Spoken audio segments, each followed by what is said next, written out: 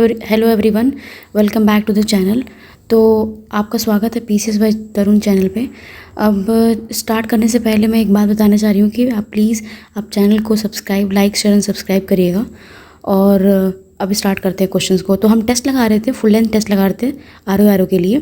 तो अब next question देखते हैं 26 का। निम्नलिखित कथनों पर विचार कीजिए। निम्नलिखित कथनों पर विचार कीजिए, उसमें से सत्य कथन बताना है। ठीक है, कौन सा कथन राइट है। भारत सरकार के संस्कृति मंत्रालय के तहत राष्ट्रीय विज्ञान संग्रहालय परिषद ने 26 नवंबर 2024 को नेहरू विज्ञान केंद्र मुंबई में राष्ट्रीय विज्ञान संगोष्ठी NSS 2024 का सफलतापूर्वक आयोजन किया है। और ये बात सही भी है, हाल ही में ही किया गया है। दूसरी स्टेटमेंट देखते हैं। इस वार्षिक कार्यक्रम में भारत के विभिन्न राज्यों के केंद्र शासित प्रदेशों के 32 उत्कृष्ट छात्रों ने कृत्रिम बुद्धिमत्ता, संभावनाएं और चिंताएं विषय पर चर्चा की। इसका विषय यही था। ठीक है, इस पर तो ये दोनों ही करेक्ट है और इसका आंसर हो जाएगा सी राइट आंसर है। और इसके साथ नेक्स्ट क्वेश्चन पे चलते हैं। इफिकी का गोल्ड पिकॉक अवार्ड किस फिल्म को मिला है। इफिकी का गोल्ड पिकॉक अवार्ड किसको मिला है, तो ये टॉक्सिक को मिला है।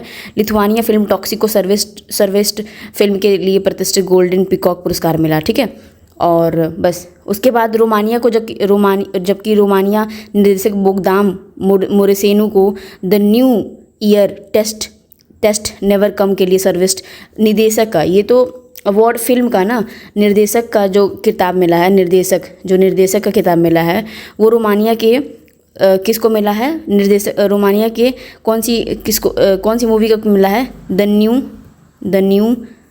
New year that never came the new year that never came. ठीक है, तो जो न्यू ईयर जो कभी ना आया हो उसके लिए निर्देशक के लिए रोमानिया को मिला है और फिल्म में टॉक्सिक को मिला है लिथुआनिया का। ठीक है, नेक्स्ट क्वेश्चन पे देख लेते हैं। निम्नलिखित कथनों के आधार पर सत्य कथन फिर से बताना है कि कौन सा सत्य कथन है। ठीक है, भारत अंतर्राष्ट्रीय व्यापार मेले IITF 2024 का आयोजन नई दिल्ली में किया है। ठीक है, पंचायती राज मंत्रालय को उत्कृष्ट प्रदर्शन के लिए सशक्त भारत श्रेणी के तहत कांस्य पदक से सम्मानित किया गया। कांस्य पदक से, तो ये दोनों सही है। कांस्य पदक से ही सम्मानित किया गया, ब्रॉन्ज से। और हमें पहला इसका आयोजन नई दिल्ली में किया गया है। पंचायती राज मंत्रालय को इसमें ब्रॉन्ज मिला है। ठीक है, सशक्त भारत की श्रेणी में। नेक्स्ट क्वेश्चन देखते हैं। हाल ही में किस वेब सीरीज़ के 55वें भारत अंतर्राष्ट्रीय फिल्म महोत्सव में सर्वश्रेष्ठ वेब सीरीज़ OTT का पुरस्कार मिला हुआ है। ये तो सबको पता होता है। ठीक है, कि किसको मिला है, तो ये लंपन को मिला है। ठीक है, लंपन वेब सीरीज़ को मिला है सर्वश्रेष्ठ वेब सीरीज़ OTT का पुरस्कार 55वें वेब सीरीज़ में। तो देखो क्वेश्चन क्या पूछते हैं कि कौन सा अभी हाल में हुआ, तो मान लो बोल दे कि 55वें वेब सीरीज़ के अंतर्राष्ट्रीय फिल्म महोत्सव ये हुए, फिर ये बोल देगा कि भाई किसको मिला है, तो लंपन को मिला है। ठीक है, और ये किसके बेसिस, मतलब किसके स्टोरी के बेस पे था, रियल स्टोरी है। तो ये प्रकाश नारायण जो है जी हैं, प्रकाश नारायण, तो ये नोट कर लीजिएगा, प्रकाश नारायण जी हैं।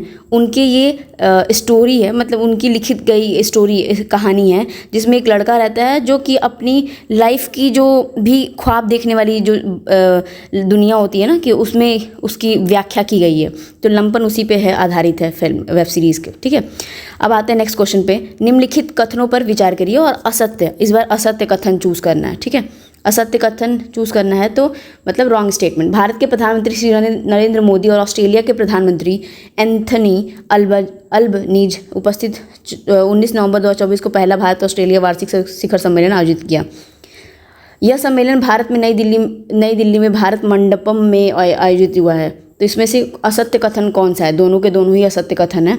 अभी चलिए देख लेते हैं कि इसका व्याख्यान क्या है। ठीक है, व्याख्यान देख लेते हैं। ठीक है, तो ये दोनों के दोनों असत्य, तो दोनों राइट हैं। असत्य इन दोनों में से कोई नहीं है, तो दोनों ही करेक्ट है। तो देख लेते हैं, भारत के प्रधानमंत्री जो हैं ऑस्ट्रेलिया के, इनके साथ तो किया है G20, मतलब G20 के शिखर सम्मेलन में ही हुआ है, ये मौके पर हुआ है ये वार्षिक शिखर सम्मेलन भारत और ऑस्ट्रेलिया के। अब नेक्स्ट क्वेश्चन देख लेते हैं। इसमें बहुत सारे टॉपिक्स पे भी बात हुई थी। भारत मंडपम में तो हुआ था, और जो भी आगे की जो टेक्नोलॉजीज़ है ना, साइंस के रिसर्च R&D पे, जो रिसर्च एंड डेवलपमेंट के प्रोग्राम है, फिर अनुसंधान अनुसंधान, सारे इंस्टीट्यूट पे, एजुकेशन पे। तो जब भी कोई शिखर सम्मेलन अच्छे मीटिंग्स होती है ना, तो उसमें बहुत सारे टॉपिक्स पर डिस्कशन होता था। अगर मान लो ये बोल दे कि भाई इस टॉपिक पर डिस्कशन हुआ, तो हम देखने थोड़ी नहीं गए थे कौन सा टॉपिक्स पर डिस्कशन हुआ। तो जो अपकमिंग टॉपिक्स होती हैं, या टेररिज्म पे होगा, या कोई चीज़ ऐसी होंगी जो बेसिक सबके हित में होगा, क्लाइमेट पे होगा, ये सारी चीज़ों पे होता है। तो इन दोनों ही करेक्ट है, मतलब असत्य कथन दोनों में से कोई नहीं है, ठीक है। अब आते हैं नेक्स्ट क्वेश्चन पे, 31 पे। ताम्र प्रसार के संबंध में निम्नलिखित कथनों पर विचार कीजिए, ठीक है। देख लेते हैं। जलोढ़ मिट्टी वाले मैदानों में ताम्र प्रसारिक अवशेष मिलते हैं। जलोढ़, ठीक है, जलोढ़ में मिले हैं, ये बोल रहा है। ताम्र प्रसारिक लोगों ने अधिकतर नदी तटों पर पहाड़ियों से कम दूरी पर गांव बसाया है। तो ये दोनों ना है, तो पहला ही नहीं है ना कि दूसरा ही सही है, दोनों ही गलत है, ठीक है। नेक्स्ट क्वेश्चन पे आते हैं 32वें पे। बुद्ध के जीवन के संबंधित घटनाओं में से सुमेलित कौन सा नहीं है, मतलब ये मैच्ड कौन सा नहीं है, इसमें से बोल रहा है, ठीक है। अब देखो, जन्म लुम्बिनी, निर्वाण कुशीनगर, ज्ञान बोध गया, ये प्रथम उपदेश जो है श्रवण बेलगोला में नहीं दिया था इन्होंने। प्रथम उपदेश हमें पता ही है किस में दिया था, तो कमेंट बॉक्स में। वैसे भी प्रथम उपदेश जो होता है ना, वो जो सरमन, वो साइकिल वाला, व्हील वाला जो था, ठीक है, मैं याद दिला रही हूँ, कोशिश कर रही हूँ, ठीक है। तो जो सारनाथ में दिया था, ठीक है, हाँ वही सारनाथ में दिया था, श्रवण बेलगोला में नहीं दिया था। और श्रवण बेलगोला किससे रिलेटेड है, तो बुद्धिज़्म से रिलेटेड है ही। बट ये जब डिवाइड हो गए थे, साउथ का ये चीज़ें, साउथ में जो बुद्धिज़्म के पार्ट गए थे ना, तो वहाँ पे श्रवण बेलगोला की बात होती है, ठीक है। गुप्त काल में राज्य के वर्गीकरण संदर्भ में निम्नलिखित कौन सा बढ़ते अनुक्रम में हमें लगाना है, ठीक है। तो इसका ग्राम, विधि, विषय, भुक्ति, राज, ये होगा राइट आंसर, ठीक है। ग्राम, विधि, विषय, भुक्ति, राज, तो गुप्त काल में ये था, ठीक। अब आते हैं नेक्स्ट क्वेश्चन पे, 34 पे। 34 पूछ रहा है कि चोल राजा राजराज के संबंध में निम्नलिखित कथनों पर विचार कीजिए। चोल राजा राजराज के, ठीक है, देख लेते हैं क्या बोल रहा है। ये बोल रहा है उसका कथन काल 885 से 1014 ईस्वी तक था। ये गलत है, ये वाला उसका कथन काल गलत है, ठीक है। उसका कथन काल बता दे रही हूँ, यहाँ पे बस ट्विस्ट किया गया है, 9-8-5 कर देना होता है बस, ठीक है, ये गलत है। तो पहला काटते ही हमें आंसर मिल जाएगा 2 और 3। देख लेते हैं इसके। उसने त्रिवेंद्रम में चेरों की नौसेना को ध्वस्त कर दिया था, बिल्कुल सही। उसने श्रीलंका के उत्तरी भाग को भी जीता था। हाँ, ये देखो, कभी कभी ये क्वेश्चन पूछता था कि कौन एक्सटेंड किया था श्रीलंका के भी साइड, उत्तर के भाग को कौन जीता था। उल्टा भी, रिवर्स भी पूछता है ना कभी कभी, तो कौन सा राजा था, चोल राजा राजराज, ठीक है, ये था। तो पहला, ये दूसरा आंसर सही हो जाएगा, मतलब बी हो जाएगा, B is the correct answer, B is the correct answer. अब आते हैं नेक्स्ट क्वेश्चन पे, 35वें पे। गौरी साम्राज्य के संदर्भ में निम्नलिखित कथनों पर विचार कीजिए। गौरी साम्राज्य के संदर्भ में, ठीक है। अब आते हैं, यह उत्तर पश्चिम अफगानिस्तान में स्थित था, ठीक है। उत्तर पश्चिम अफगानिस्तान में स्थित था। हाँ, ये बात तो सही है, ये पहला वाला सही है, तो पहला वाला सही हो जाएगा। गौरियों ने अपने राजनीतिक जीवन का आरंभ अब्बासी खलीफाओं के मातहत शासकों के रूप में किया था। नहीं, उनके शासकों के रूप में नहीं किया था। सुल्तान अलाउद्दीन के अधीन गौरियों को शक्ति वृद्धि हुई थी, बिल्कुल, ये उनके पास का एक्सटेंशन हुआ था उस टाइम, ठीक है। तो 1 और 3 आंसर हो जाएगा। अब आते हैं 36 पे। रजिया के राजपूतों पर नियंत्रण के लिए रणथंभोर पर आक्रमण किया था तथा सल्तनत में शांति सुव्यवस्था कायम की थी। तो ये असर्शन रीजनिंग की बात आती है, तो बिकॉज लगा के देखना होता है कि भाई ये इसकी व्याख्या कर रहा है कि नहीं, 36 में, ठीक है। रजिया ने अपने प्रति वफादार अमीरों का एक दल खड़ा किया और एक गैर तुर्क को ऊंचा पद दिया था। तो ये दोनों ही सही है, पर व्याख्या तो नहीं करता है, ये इसको एक्सप्लेन नहीं करता, नॉट एक्सप्लेनेशन, एक्सप्लेन नहीं कर रहा है, ठीक है।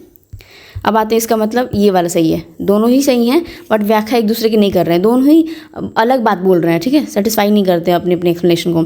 सैयद वंश के संदर्भ में निम्नलिखित कथनों पर विचार कीजिए। सैयद वंश के संदर्भ में, ठीक है, देख लेते हैं।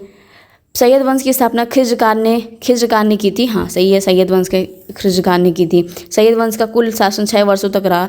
नहीं, ये गलत है, सैयद वंश का कुल शासन 6 वर्षों तक नहीं रहा था। सैयद वंश की समाप्ति 1491 ईस्वी में हो गई थी, और ये सही है, 37 ईयर्स तक रहा था, 37 ईयर्स तक, 37 साल तक रहा था। तो ये गलत है, सेकंड स्टेटमेंट गलत होते ही हमें मिल जाएगा 1 और 3 आंसर, तो 1 और 3 आंसर हो जाएगा।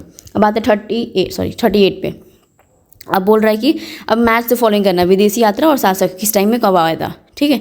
अब देखते हैं तो ए निकोलो डी कोंटी देवराय प्रथम, तो ये तो सही है, देवराय प्रथम। अब्दुराजक का है देवराय द्वितीय, हाँ देवराय की टाइम में आए थे भाई कृष्ण देवराय, ये सब विजयनगर एम्पायर बहुत इंपॉर्टेंट होती है। स्टार्ड बारबोसा, तो स्टार्ड बारबोसा जो है कृष्ण देवराय के ही टाइम आया था भाई। ओह, कर्नाडिस नूनिज, तो नूनिज तो डी का 4 ही होगा, यही बचा, अब क्या ही बचा रह गया, तो 1 का 2 ये आंसर हो जाएगा, ए हो जाएगा, ए इज़ राइट आंसर। ठीक है, अब आते हैं 39 पे। 39 देख लेते हैं।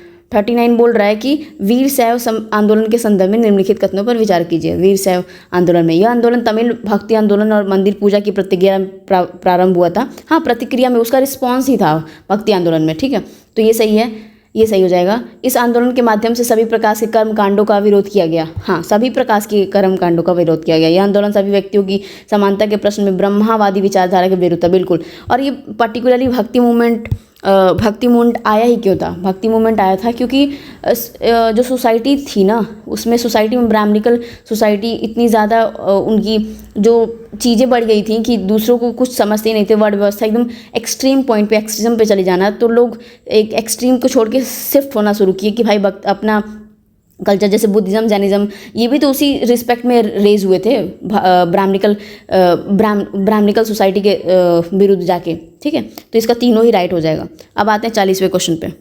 ठीक है, फिर से सूची में मिलान करना है। 40वें क्वेश्चन पे सूची मिलान करना है। तो मान सिंह मतलब मुगल का सूबेदार और क्षेत्र कहाँ का था? मान सिंह बिहार का, मिर्जा अजीज़ कोका काठियावाड़, मुनीम खां दक्कन, कासिम खां कश्मीर। तो कासिम खां कश्मीर, तो इसका हो जाएगा ए इज़ राइट आंसर। ठीक है, 40वां हो गया। अब आते हैं 41वां पे। तो 41वां बोल रहा है कि शिवाजी के प्रशासन से संबंधित निम्नलिखित कथनों पर विचार कीजिए।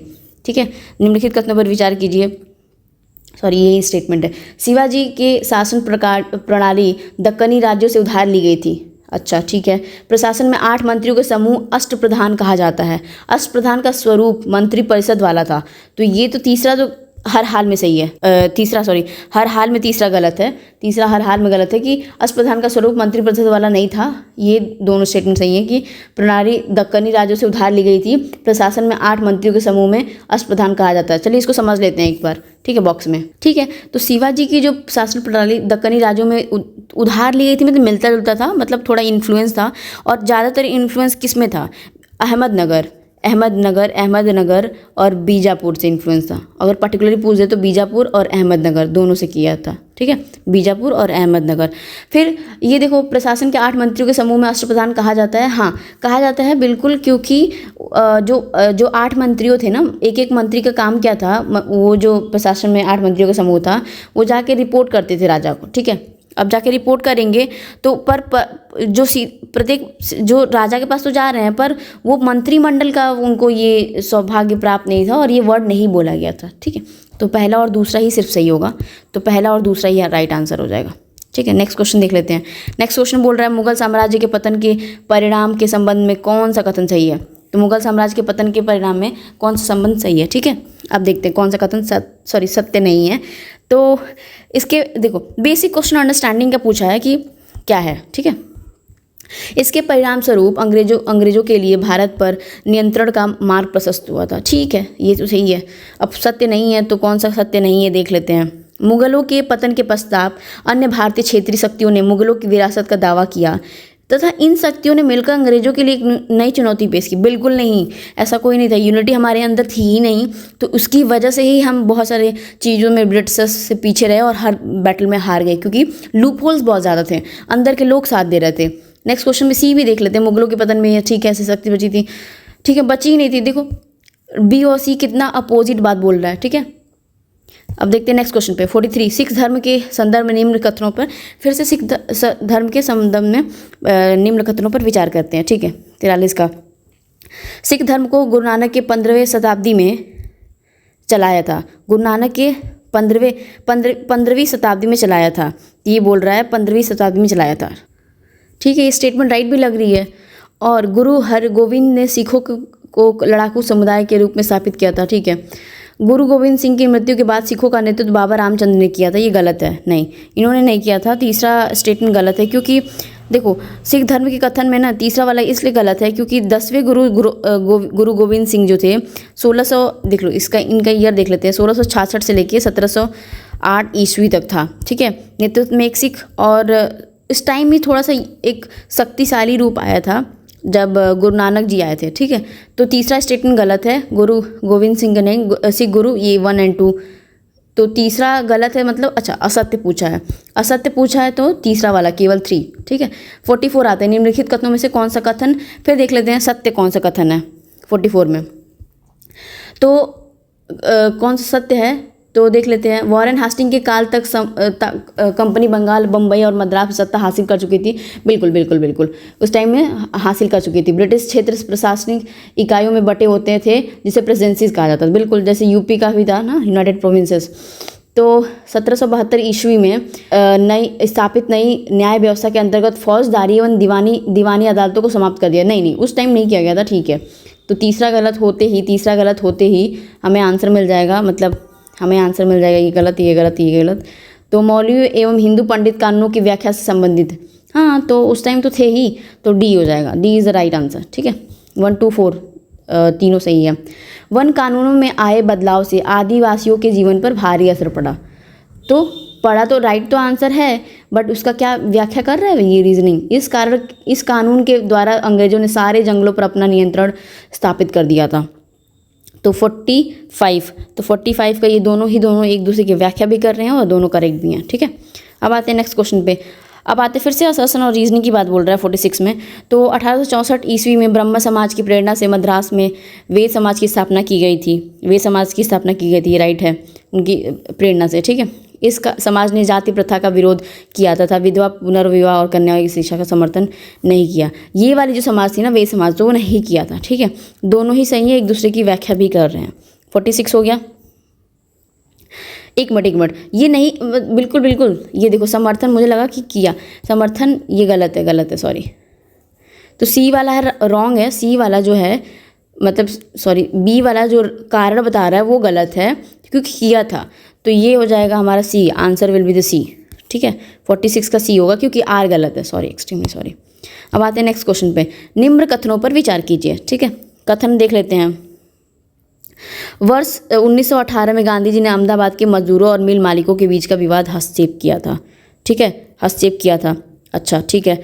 तो ये तो राइट है, ठीक। अब आते हैं, उन्होंने मजदूरों की मजदूरी में 25% वृद्धि की मांग की। नहीं, ये गलत है, 25% नहीं की थी उस टाइम। देखो क्योंकि ना मजदूरों की जो मजदूर थे उनकी 35%, उतना कम नहीं, 35% वृद्धि की मांग की थी। तो ये फैक्चुअल है, तो गलत दिया है। उन्होंने मजदूरों की अपनी मांगों के लिए हड़ताल पर जाने को कहा था, हाँ बिल्कुल जाने को कहा था। उन्होंने इस आंदोलन के दौरान स्वयं आमरण अनशन भी किया था, हाँ ये किया था। तो ये आंसर हो जाएगा हमारा, कौन सा आंसर सही है, 47 का सी, 134 सत्य है। सेकंड वाला गलत था क्योंकि 35% था, ठीक है। अब आते हैं नेक्स्ट क्वेश्चन पे। नेक्स्ट क्वेश्चन देख लेते हैं 48 का। स्वराजवादियों और अपरिवर्तनवादियों के बीच कोई बुनियादी मतभेद नहीं था। एक मिनट, ये बोल रहा है स्वराजवादियों और अपरिवर्तनवादियों के बीच में कोई बुनियादी मतभेद तो नहीं था। ये तो सही था, बुनियादी मतभेद तो नहीं था। कारण देख लेते हैं। कारण बोल रहा है कि जब एक नए राष्ट्र संघर्ष का समय आया तब दोनों एक हो गए, हाँ बिल्कुल ये दोनों ही सही है, ठीक है। उस टाइम थोड़ी सी बस आइडिया और ओपिनियन को लेके थोड़ा सा डिफरेंसेस था, पर बुनियादी मतभेद तो नहीं था।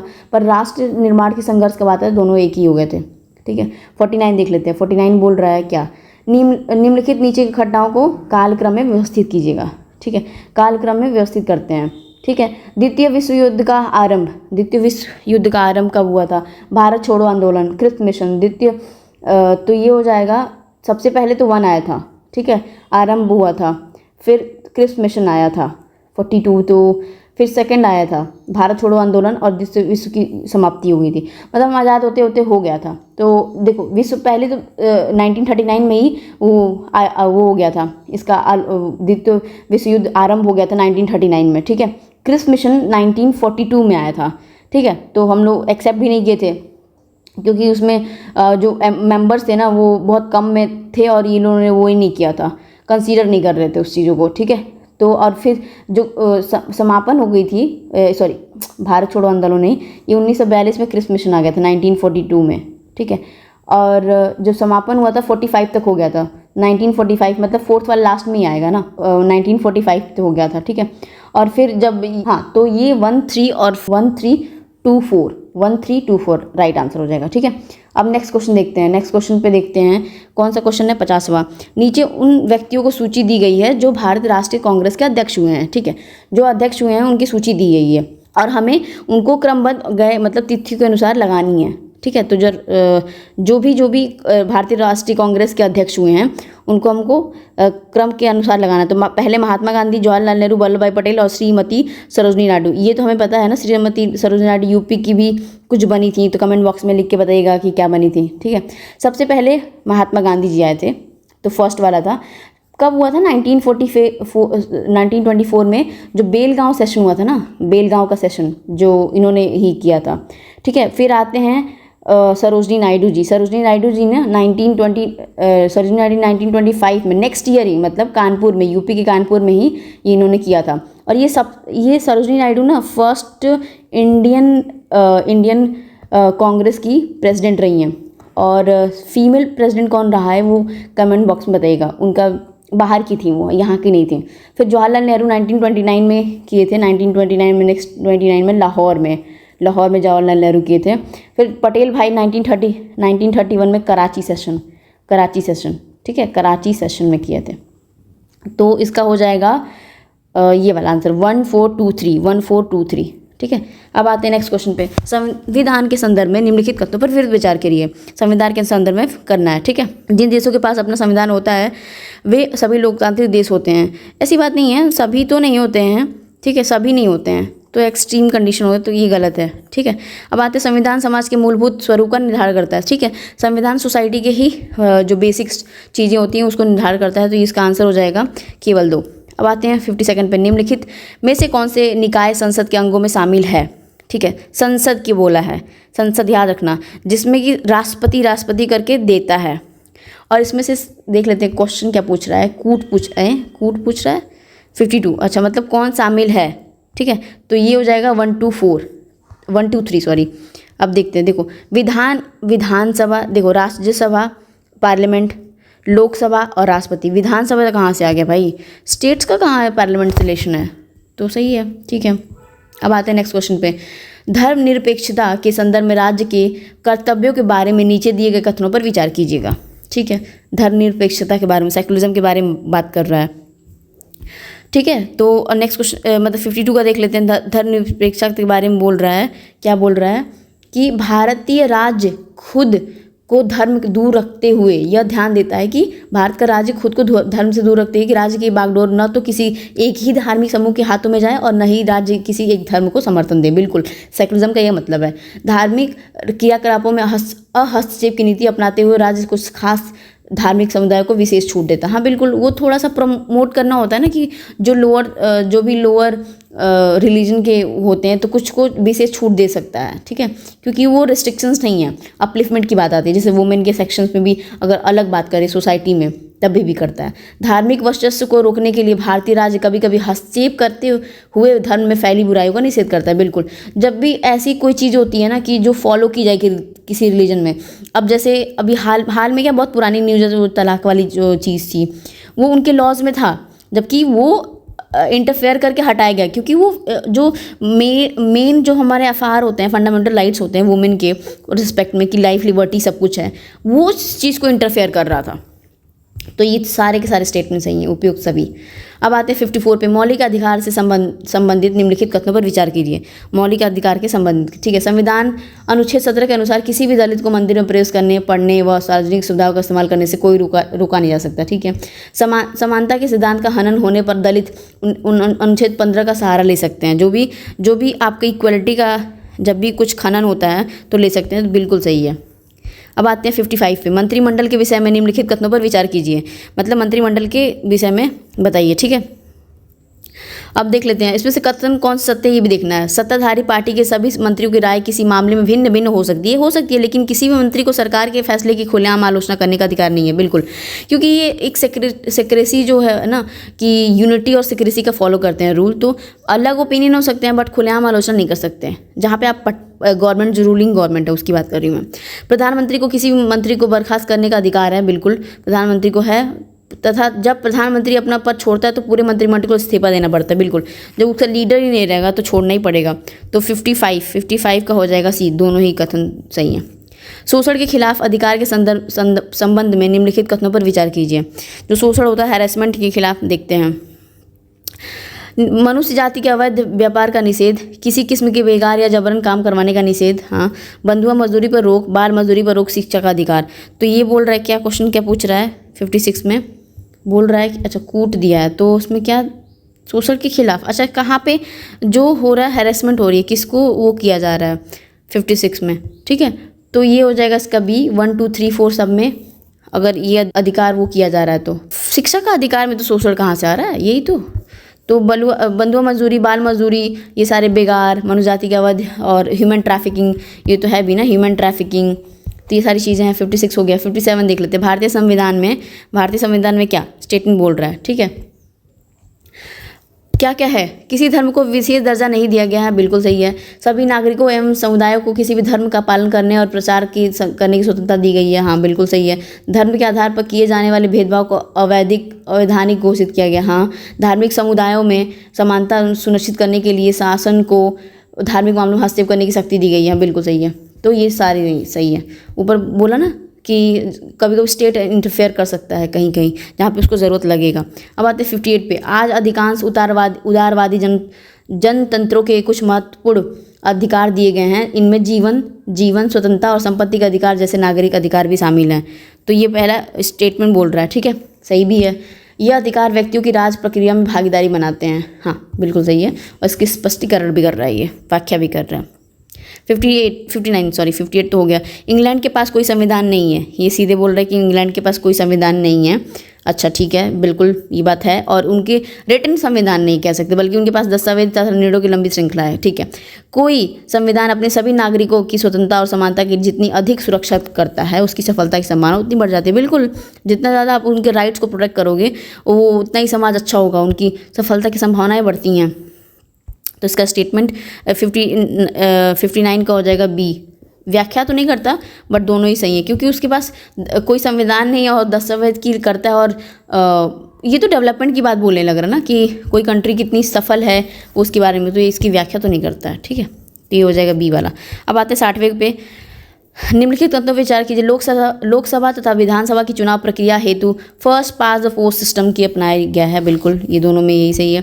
First pass the post system में अन्य प्रत्याशियों की तुलना में जिसे अधिक वोट प्राप्त होते हैं, हाँ, मतों का बहुमत प्राप्त होता है, उसे विजयी घोषित किया जाता है। इसमें तो यही करते हैं। तो असत्य कौन सा है, तो दोनों ही असत्य नहीं हैं, तो ये ही सही है, ठीक है। अब आते हैं नेक्स्ट क्वेश्चन पे। 61वें क्वेश्चन पे आते हैं। 61वें में उच्च न्यायालय मतलब सुप्रीम कोर्ट के बारे में बोल रहा है, ठीक है। स्टेटमेंट देख लेते हैं 61 का। 61 में बोल रहा है कि पहला, ये निचली अदालतों के फैसलों पर की गई अपील की सुनवाई कर सकता है, बिल्कुल, वो भाई सुप्रीम कोर्ट है, कुछ भी कर सकता है। ये मौलिक अधिकारों को बहाल करने के लिए रिट जारी करता है, हाँ, हमारा 32 रिट जारी करने का ये करता भी है, और हाई कोर्ट भी करता है, पर ये भी करता है, ठीक है। ये अन्य राज्यों के क्षेत्राधिकार में आने वाले मुकदमों का निपटारा कर सकते हैं, नहीं। ये जब सेंटर के बीच में स्टेट्स के बीच में होता है तो वो नहीं कर सकते हैं, तो ये तीसरा गलत हो जाएगा। ये अपने अधीनस्थ अदालत का पर्यवेक्षण और नियंत्रण करते हैं, हाँ, तो वही करेगा ना। तो 1 2 का 4, तो ये आंसर हो जाएगा। 62 देख लेते हैं। राज्यों के अस्तित्व में आने के संदर्भ में निम्नलिखित में से कौन सी सुमेलित नहीं है, मतलब जब फॉर्मेशन हुआ था कौन सा सुमेलित नहीं पूछ रहा है, मतलब करेक्ट नहीं है, ठीक है। अब आते हैं देख लेते हैं। गुजरात 1960 में हुआ था, महाराष्ट्र भी 1960 में हुआ था, क्योंकि गुजरात और महाराष्ट्र एक ही टाइम में बने थे, क्योंकि उनका विभाजन हुआ था। 1960 आएगा, ठीक है। मैं गुजरात दिया ऐसे करके याद कर लो। और जब पंजाब बना था तो 66 में बना था, ये सही है। तो मतलब महाराष्ट्र गलत है और रॉन्ग ही पूछा है। 1900 ये तो भाई 75 में हुआ था ना, 36 अमेंडमेंट याद है, 36 के 36 गुण, तो 1975 में हुआ था, तो ये भी गलत है, ये भी गलत है। झारखंड कब बना था, तो 2000 में बना था, तो ये सही है। तो सही है तो 1 मिनट, तो फर्स्ट जिसमें रहेगा जो जिसमें फर्स्ट रहेगा, क्योंकि इसमें असत्य पूछा है ना, तो 2 और 4 ही, 2 और 4, ठीक है, असत्य 2 और 4, ठीक है। राइट भी देख लिया हमने कि कब कब फॉर्म हुआ था। अब आते हैं नेक्स्ट क्वेश्चन पे 63। राजकुमारी अमृत कौर के संदर्भ में निम्नलिखित कथनों में से कौन सा कथन असत्य है, असत्य बोल रहा है, ठीक है। इनका जन्म कपूरथला के राज परिवार में हुआ था तथा ईसाई धर्मनाएं हुई थी, ये गलत है। कपूरथला राज परिवार में तो हुआ था, विरासत में माता ईसाई से धर्म मिला था, तो ये कथन असत्य पूछा है, ये तो सही है। तो ये मतलब इस रिस्पेक्ट में गलत है क्योंकि असत्य पूछ रहा है, ये तो बात सही है। ये संविधान निर्मात्री सभा की महत्वपूर्ण सदस्य थी, ये संविधान के निर्मात्री सभा की महत्वपूर्ण सदस्य थी, तो ये तो सही भी है, महत्वपूर्ण सदस्य थी, इंपॉर्टेंट थी। यह स्वतंत्रता उपरांत गठित अंतरिम मंत्रिमंडल में महिला बाल विकास मंत्री की थी। नहीं, ये गलत है, क्योंकि देखो फैक्चुअल चीज़ें वैसे भी गलत होती हैं कि स्पेसिफिक पूछ रहा है, लेकिन इसमें ना मंत्रिमंडल में वो सिर्फ मंत्री थी, स्वास्थ्य में मंत्री थी, महिला बाल विकास में नहीं थी, तो मतलब हेल्थ मिनिस्टर थी, हेल्थ मिनिस्ट्री को संभाल रही थी, हेल्थ मिनिस्टर, ठीक है। तो ये हो जाएगा स्टेटमेंट, असत्य पूछा है ना, तो असत्य केवल 3 है। अब आते हैं नेक्स्ट क्वेश्चन पे 64। 1977 के लोकसभा चुनाव में फिर से निम्नलिखित कथनों पर विचार करिए। 1977 के लोकसभा के चुनाव के बारे में बात हो रही है भाई, ठीक है, देख लेते हैं। कांग्रेस को लोकसभा की, और फिर ये सत्य पूछा है, ठीक है, तो कांग्रेस को लोकसभा की मात्र 154 सीटें मिली थी, ठीक है। जनता पार्टी और उसकी दलों को लोकसभा की कुल 542 सीटों में से 300 सीटें मिली थी, ठीक है। कांग्रेस को बिहार, उत्तर प्रदेश, दिल्ली, हरियाणा, पंजाब में वहाँ 1 से 1 सीट मिली थी, ये तीसरा गलत है, तीसरा गलत होते ही हमें आंसर मिल जाएगा। ये फैक्चुअल चीज़ें याद होनी चाहिए बस, ये ऐसे ही आलतू फालतू क्वेश्चन होते हैं ना, पूछ लिए जाते हैं, उसमें से सबसे बकवास क्वेश्चन यही होते हैं भाई। उस टाइम क्या हुआ था क्या पता। 65 में राम मनोहर लोहिया के संदर्भ में निम्नलिखित कथनों पर विचार कीजिएगा, ठीक है।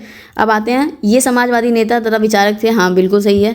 ये स्वतंत्रता सेनानी तथा कांग्रेस सोशलिस्ट पार्टी के सदस्य थे, हाँ कांग्रेस की सोशलिस्ट पार्टी के सदस्य थे राम मनोहर लोहिया जी। इन्होंने गैर यूरोपीय समाजवादी सिद्धांत के विकास में मौलिक योगदान दिया, ठीक है।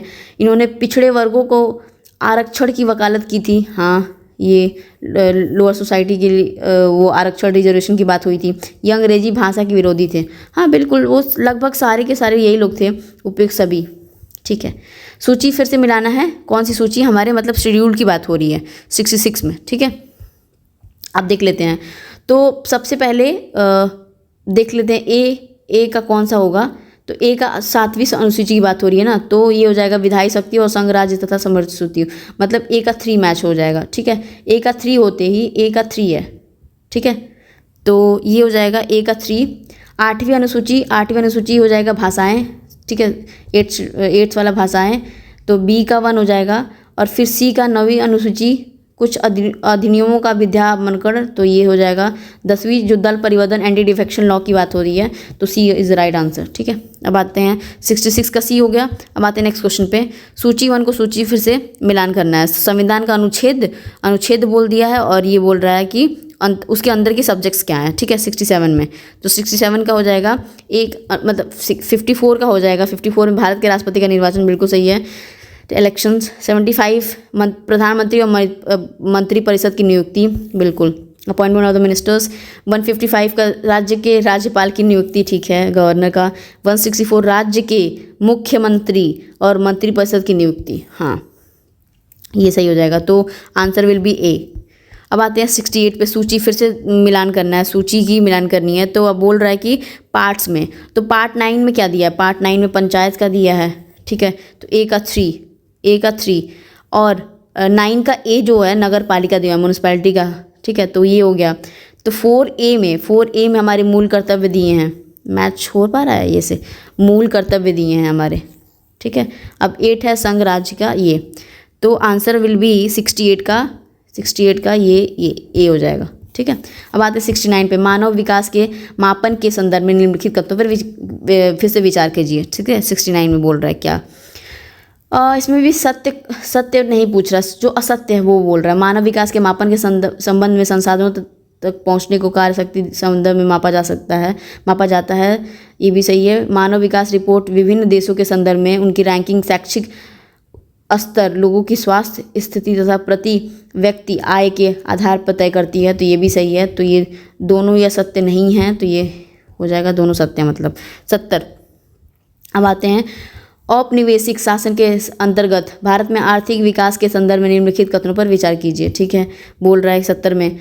तो इस काल के देश में विनिवारण गतिविधियों की चर्चा नहीं मिलती है, गलत है भाई। इस काल में इंग्लैंड ने भारत को मात्र कच्चे माल की उपलब्धता बनाए रखा है, तो ये सही हो जाएगा। तो B is the right answer. ठीक है, अब आते 71 पे। औपनिवेशिक काल में विभिन्न आर्थिक क्षेत्रों में संलग्न जनसंख्या के आधार पर निम्नलिखित क्षेत्रों को घटते क्रम में लगाइए, मतलब घटते क्रम में लगाना है हमें। ठीक है, ये देखना होता है कि भाई, ठीक है। अब आते हैं, तो ये हो जाएगा, कौन सा हो जाएगा सबसे पहले, मतलब सबसे बड़ा वाला कृषि हो जाएगा, तो 1 हो जाएगा। 1, फिर सेवा, 3 सर्विसेज, फिर विनिर्माण। ठीक है, अब आते हैं 10%, मतलब 70 to 75% ये कृषि वाला है, फिर 15 ये सर्विसेज की बात, तो सेवा की, 10% विनिर्माण। ठीक है, 72 देख लेते हैं। 72 में देख ले, बोल रहा है कि फिर से सूची मिलाना है, फिर से सूची को मिलाना है। तो 1 का हो जाएगा, 1 का हो जाएगा, एक मिनट, राजेंद्र प्रसाद जी। तो 72वां में मैच करना है। ठीक है, राजेंद्र प्रसाद इंडिया डिवाइडेड, ये ठीक है, ए का 1 हो जाएगा। Ramesh Chandra economic history of India, economic history of India, तो एक बी का 3 हो जाएगा। तो बी का 3 कहाँ है, बी का 3 सिर्फ ऑप्शन बी में है। अब आते हैं BH Baden Powell, the land system of British India, Amartya Sen, गरीबी और अकाल के बारे में लिखा था इन्होंने। ठीक है, तो ये हो जाएगा बी। इसका आंसर क्या हो जाएगा, 72 का बी हो जाएगा। अब आते हैं नेक्स्ट क्वेश्चन पे। पंचवर्षीय योजना के लक्ष्य संबंधी में नीचे कथनों पे विचार कीजिए। जो पंचवर्षीय योजनाएं होती हैं उसमें, उसके रिस्पेक्ट में, तो क्या पूछ रहा है, ये सत्य पूछ रहा है। ठीक है, देख लेते हैं स्टेटमेंट्स कौन कौन से हैं। समवृद्धि के से अभिप्राय है कि देश में वस्तुओं और सेवाओं की उत्पादन क्षमता में वृद्धि हो, बिल्कुल सही है। आर्थिक समृद्धि का प्रामाणिक सूचक काल घरेलू उत्पाद में निरंतर वृद्धि को माना जाता है, बिल्कुल दोनों ही सही हैं। ठीक है, ये दोनों स्टेटमेंट सही हैं। अब आते हैं नेक्स्ट क्वेश्चन पे। कृषि की एक पद्धति के रूप में उद्यानिक और उद्यान विज्ञान हॉर्टिकल्चर के संदर्भ में बताइए, हॉर्टिकल्चर के रिस्पेक्ट में। तो इसके अंतर्गत फल, सब्जियों और रेशेदार सुगंधित पौधों को शामिल किया जाता है, बिल्कुल सही है। मसाले, चाय, कॉफ़ी और औषधीय पौधों को इसमें शामिल किया गया, हाँ, इन दोनों में किया गया था हॉर्टिकल्चर में। 75 देखते हैं, फिर से असर्शन और रीजनिंग, मतलब उसकी व्याख्या और कथन के बारे में बोल रहा है। तो सामाजिक सुरक्षा के व्यवस्था के लाभ में संगठित क्षेत्र के कर्मचारियों को मिलते हैं, बिल्कुल ये बात तो सही है। असंगठित क्षेत्र के कर्मचारियों की कमाई संगठित क्षेत्रों की तुलना में कम होती है, ये भी सही है। बट जो फॉर्मल और इनफॉर्मल सेक्टर की बात कर रहा है, तो उसकी व्याख्या तो एक दूसरे की व्याख्या नहीं करते हैं ये लोग। अब नेक्स्ट क्वेश्चन 76 देख लेते हैं। 76 में बोल रहा है पूंजीवादी अर्थव्यवस्था के संदर्भ में आने वाले शब्दों पर उनकी परिभाषाओं की युग्म पर विचार कीजिए। ठीक है, 76 में ये बोल रहा है पूंजी स्टॉक, उत्पादक के पास टिकाऊ और गैर टिकाऊ वस्तु का स्टॉक। ठीक है, फर्म, उत्पादन की इकाइयाँ, निर्गत वस्तुओं का उपभोक्ता द्वारा किया गया, ये तो ये दो ही, पहला और दूसरा ही सही है बस। ठीक है, सुमिलित में कौन सा सुमिलित है, तो ये दो सुमिलित है, तीसरा वाला नहीं है, तीसरा वाला गलत है। 77 देखते हैं। अब आते हैं 77 पे। तो 71 पूछ रहा है कि भाई एसेट, मतलब कौन सी परिसंपत्ति एसेट मूल संचय का कार्य कर सकती है। तो सोना बिल्कुल करती है, बंद पत्र ठीक है, स्टॉक्स, भू संपत्ति, मकान सब कर सकते हैं। तो इसका आंसर हो जाएगा डी, 77 पे का डी हो जाएगा। 78 फिर से कथन और उसकी व्याख्या बोल रहा है। तो जब अर्थव्यवस्था के व्यापार घाटा और बजटीय घाटा दोनों ही हो, तब उसे दोहरा घाटा कहा जाता है। ठीक है, ये स्टेटमेंट तो सही है। दोहरा घाटा होने की स्थिति में पूंजी स्टॉक में तेजी से वृद्धि नहीं होगी। हाँ, तो नहीं होगी, तो स्टेटमेंट दोनों ही करेक्ट है और दोनों एक दूसरे की व्याख्या भी करते हैं, ए हो जाएगा। 79 देख लेते हैं। विकास की ऊंची दर के साथ शिक्षित बेरोजगारी बढ़ती है, 79 में बोल रहा है। ठीक है, तो ये तो बात सही बोल रहा है। यह तभी होता है जब व्यावसायिक शिक्षा की कमी होती है। हाँ, ये एक दूसरे को एक्सप्लेन भी करते हैं, तभी होता है ये, तब व्यावसायिक शिक्षा की कमी होती है। इंडस्ट्रियल जो डिमांड में है उसकी जो एजुकेशन है, एकेडमिक एजुकेशन, वो कमी होती है, तभी होती है। अब आते हैं, देख लेते हैं इसका फिर से अनुक्रम में, मतलब कालानुक्रम में लगाना है। ठीक है, तो इसका आंसर क्या हो जाएगा, 80 की बात कर रही हूँ मैं। तो मिनिमम वेज एक्ट 1948 में आया था, तो इसको पहले लिख लेते हैं मिनिमम वेज एक्ट का। तो न्यूनतम मजदूरी अधिनियम की बात हो रही है, तो 1948 में आया था। तो सबसे पहले कौन सा हो जाएगा, सबसे पहले हो जाएगा 4। तो 4 इसमें नहीं है, इसमें नहीं है, तो इसमें 4 हो जाएगा। ठीक है, अब इंडस्ट्री डेवलपमेंट रेगुलेटिंग एक्ट 1951 हो जाएगा। तो 1951 तो ये है। ठीक है, इंडस्ट्री 1951। और MRTP का जो एक्ट आया था ना, वो 1969 में आया था। और फेरा का जो एक्ट आया था, ये तो 1973 में आया था, जब केशव भारती के जो केसेस चल रहे थे। तो ये 4213 हो जाएगा। इकोनॉमिक के क्वेश्चंस होते हैं। थोड़े से याद करने होते हैं फैक्चुअल चीज़ें, ठीक है।